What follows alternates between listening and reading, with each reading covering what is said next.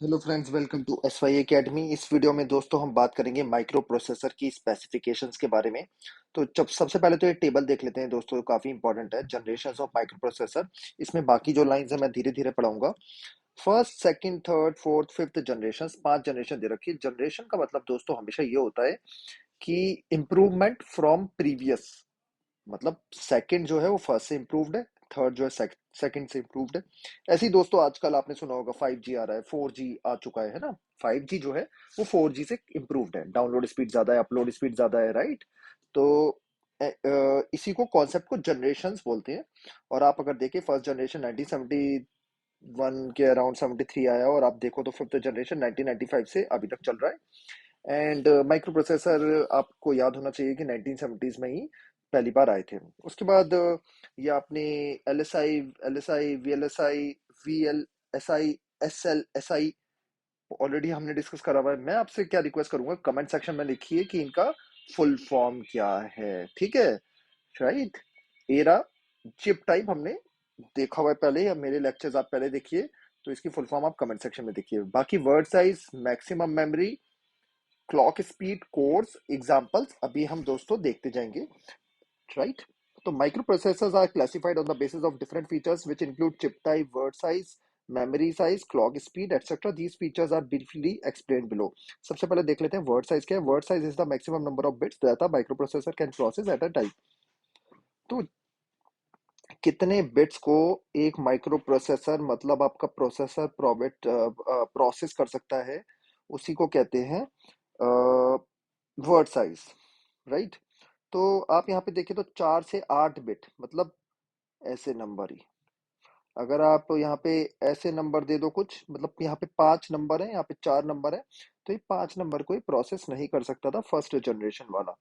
या कुछ कुछ 8 बिट वाले आ गए थे तो 9 बिट या 10 बिट को तो नहीं कर सकता था, राइट। तो ये कमी थी। तो आप कहोगे इसका मैं क्या करूं जान के, है ना, आपका ये क्वेश्चन हो सकता है। देखिए, इसमें डिटेल में तो हम नहीं जाएंगे, लेकिन जितना ज्यादा वर्ड साइज को एक टाइम में प्रोसेस कर सकते हैं उतना फास्टर होगा, उतनी हैवी कंप्यूटेशन कर सकता है आपका system, right. Earlier a word was of 8 bits as it was the maximum limit at that time. At present the minimum word size is 16 bits. देखो दुनिया बदल चुकी है, 64 बिट के कंप्यूटर आ रहे हैं, आपने देखा होगा। And maximum word size is 64 bits. तो अब देखो फिफ्थ जनरेशन में 64 बिट्स की बात कर रहे हैं। अभी आपने कभी कभी सॉफ्टवेयर डाउनलोड करते होंगे, वहां पे देखते होंगे ना कि आपसे पूछता होगा कि 32 बिट है या 64 बिट, 64 बिट होता होगा। अब तो न्यू कंप्यूटर लोगे तो 64 बिट ही है दोस्तों, राइट। और यहाँ पे देखो 2 के मल्टीपल में चलता है सब कुछ। तो 2 rest power 2, 2 rest power 4, 2 rest power 8, है ना। ऐसे मतलब, या मतलब थोड़ा सा अगर मैं इसको अलग तरीके से देखूँ तो जैसे 8 बिट हो गया तो ये 2 रेस्ट पावर 3 हो गया, 4 बिट हो गया तो 2 रेस्ट पावर 4 हो गया, 16 क्या हो गया, 2 रेस्ट पावर 5, है ना। तो 2 के मल्टीपल में दोस्तों ये बड़ा होता जा रहा है। इस चीज को आपको ध्यान देना होगा, ठीक है। तो ये एक चीज है, क्यों होता है ये 2 के बिट में, ये अभी ज्यादा इस पे डिस्कस नहीं करेंगे, वरना कोर्स जो होता है थोड़ा सा लंबा हो जाता है। लेकिन ये आपको बस ये याद रखिए, 2 बिट, 2 के मल्टीपल में चीजें चलती है। 64 बिट, अगला जो आएगा वो 128 बिट होगा दोस्तों, ठीक है। अगला जो आएगा वो 128 बिट होगा। ऐसे आपको ये समझ लेना चाहिए। तो ये वर्ड साइज है, और जितना ज्यादा वर्ड साइज है उतना ज्यादा प्रोसेस आपका कंप्यूटर कर पाएगा। आज मिनिमम वर्ड साइज 16 बिट्स है, और 64 बिट्स, 32 बिट का कंप्यूटर किसी किसी के पास ही होगा। तो देखो पुराने examples, Intel 8080, Motorola 6800, Intel 8085, Intel 8086, और यार दोस्तों इंटेल 80386। ये नंबर्स क्या है, ये सब आपके माइक्रो प्रोसेसर्स के नंबर है, नाम है दोस्तों। आज तो देखो पेंटियम कोर, सेलेरॉन, जियोन चल रहा है। पेंटियम नाम अपने दोस्तों बहुत सुना होगा। अब आ जाते हैं मेमोरी साइज पे। Depending upon the word size the size of RAM varies. Initially RAM जो थी दोस्तों वो बहुत ही छोटी थी, 4 MB की होती करती थी, due to 4 and 8 bit size words. As word size increased to 64 bits, it has become feasible to use RAM of size up to 16 gigabytes.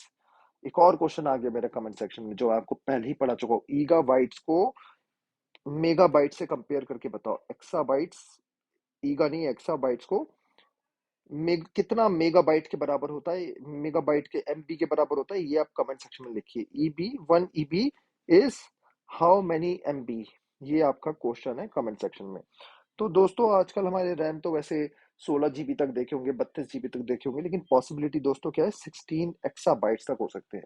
ऐसे सुपर कंप्यूटर्स दोस्तों अवेलेबल है। थ्योरेटिकली तो देखो इतना 16 एक्साबाइट्स है, लेकिन इतने बने नहीं है, लेकिन सुपर कंप्यूटर काफी ज्यादा रैम के बने बने जा चुके हैं।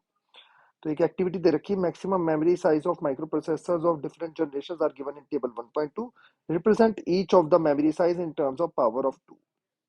तो मेमोरी साइज दोस्तों इन पावर ऑफ 2 को रिप्रेजेंट करने की कोशिश करो। जैसे 1 किलोबाइट है, 1 किलोबाइट है, तो 1 किलोबाइट क्या होता है, 1024 दोस्तों बाइट्स होता है, 1024 बाइट्स होता है। ठीक है दोस्तों, और 1024 बाइट्स कितना हुआ, ये थोड़ा सा बता देता हूँ जिससे आपको ये पता होनी चाहिए चीजें, है ना। दो से दो का पहाड़ा, अब देखते हैं कितना हुआ, टू टू सा 4, 8, 16, 32। ठीक है, 64, 128, 256, 512, और दोस्तों ये हो गया 1024। ठीक है दोस्तों, तो कितने टू है यहाँ पे, 5, और यहाँ पे 5, तो 2 रेज़ टू पावर 10। ठीक है दोस्तों, बिल्कुल क्लियर हो रहा है या नहीं हो रहा, कोई डाउट हो तो कमेंट सेक्शन में बता दो। तो दोस्तों 1 kilobyte 2 raise to power 10 bytes के बराबर होता है। क्लियर हुआ या नहीं हुआ, 1 kilobyte is equal to 2 raise to power 10 bytes. ऐसे ही आप मेगा को कंपेयर, मेगा अगर करोगे तो कितना हो गया, 2 रेज़ टू पावर 10 इंटू 1000, है ना दोस्तों। आई होप कोई डाउट नहीं होना चाहिए, ऐसे ही देखो आप बढ़ता जा रहा है चीजें। तो इसको आपको एक क्वेश्चन के दरकार represent each of the memory size in terms of power of 2, इसको रिप्रेजेंट करने की कोशिश करिए दोस्तों। ये आपका एक क्वेश्चन हो गया, है ना। राइट। तो अगर मैं एक और चीज कहूँ तो एक और, ये तो क्वेश्चन आपको एनसीईआरटी में दे रखा है, इसको भी 16 गीगाबाइट्स कितना बाइट्स के बराबर होता है, ये भी आप कमेंट सेक्शन में लिखने की ट्राई करना। क्लॉक स्पीड पे आ जाते हैं दोस्तों। Computers have an internal clock that generates pulses at regular intervals of time. तो आवाज आ रही होती है ना आपके कंप्यूटर में, वो क्लॉक ही चल रही होती है दोस्तों, इंटरनल क्लॉक। तो have an internal clock that generate pulses at regular intervals of time. Clock speed simply means the number of pulses generated पर सेकेंड बाय, तो नंबर ऑफ पल्सेस जनरेटेड पर सेकंड बाय, क्या यहाँ हम देख लेते हैं दोस्तों कितनी है, किलो हर्ट्स में देखो यहाँ थी, या मेगा हर्ट्स में, या मेगा हर्ट्स। अब देखो दोस्तों गीगा हर्ट्स में बात हो रही है 5th जनरेशन में। ठीक है दोस्तों, ये और अब देख लेते हैं इसको एक बार।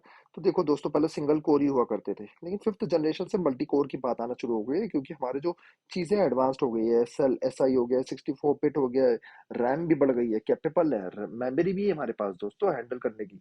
क्योंकि आपको याद होना चाहिए कि जो भी सीपीयू करता है वो सब मेन मेमोरी में होना चाहिए। अगर मेन मेमोरी छोटी है तो काम होगा ही नहीं है। और देखो क्लॉक स्पीड भी बढ़ गई है, तो तेजी से चल रही है चीजें।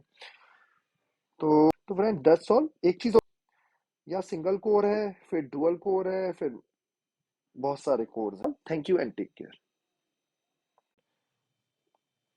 पर second clock of the computer, clock of the computer is clock speed. Clock speed क्या करती है, इंडिकेट क्या करती है, it indicates the speed at which the computer can execute instructions. तो जितनी ज्यादा क्लॉक स्पीड उतनी ज्यादा तेज आपका कंप्यूटर चलेगा और इंस्ट्रक्शन चला पाएगा। Earlier it was measured in hertz, frequency की जो होती थी, and kilohertz, but with advancement in technology and chip density it is now measured in gigahertz. तो गीगा मतलब बड़ा ही होता है ना, मेगा के बाद आता है गीगा। बिलियंस ऑफ पल्सेस पर सेकंड अब चल रहा है आपका। अब एक और यहाँ पे क्वेश्चन दे रखा है, find out the clock speed of the micro processor of your computer and compare with that of your pairs. तो माइक्रो प्रोसेसर की दोस्तों क्लॉक स्पीड निकाल के लाओ अपने कंप्यूटर के प्रॉपर्टीज में से, मिल जाएगा आपको, और कमेंट सेक्शन में लिखो और आपको पता चल जाएगा कि डिफरेंट डिफरेंट लोगों की क्लॉक स्पीड क्या है। तो ये आपका एक टास्क। एक और बहुत ही इंपॉर्टेंट चीज पे आ जाती है, वो कोर। कोर बहुत ही ज्यादा इंपॉर्टेंट है। ठीक है, core is a basic computation unit of the CPU. ठीक है, earlier processors had only one computational unit, thereby capable of performing one only one task at a time। तो पहले दोस्तों सिंगल कोर हुआ करता था। ठीक है, इसका मतलब ये है। अब आप बोलोगे सिंगल कोर डुअल कोर का मतलब क्या है, आते हैं अभी इस पे। With the advancement of multi-core processor, it has become possible for the computer to execute multiple tasks, thereby increasing the system performance. CPU with 2 cores, 4 cores, and 8 cores are called as, 2 core है तो dual core, 4 है तो quad core, और 8 है तो octa core बोला जाता है। इसका मतलब क्या है, डुअल कोर का मतलब है कि एक टाइम में आपका कंप्यूटर दो टास्क कर सकता है। जैसे आपने कंप्यूटर से बोला A+B भी निकाल और A-B भी निकाल, तो ये दोनों चीजें आपका डुअल कोर कंप्यूटर साथ में कर देगा। आपका सिंगल कोर कंप्यूटर दोस्तों पहले A+B करता, फिर A-B। A+B पहले क्यों करता? क्योंकि आपने पहले वो बोला था कंप्यूटर को करने को, तो सिक्वेंशली करता। ऐसे ही दोस्तों आपका क्वाड कोर और ऑक्टा कोर 8 टास्क कर सकता है एक साथ, 8 टास्क। ठीक है। तो वैसे ऐसे प्रोसेसर आपके कंप्यूटर में आने आप देख रहे होगे ना, आपके मोबाइल अगर आपका है तो डुअल कोर है या क्वाड कोर है, आप देख रहे होगे मल्टीपल चीजें आप चला सकते हो, मल्टीपल चीजें एक ही स्क्रीन पे चला सकते हो।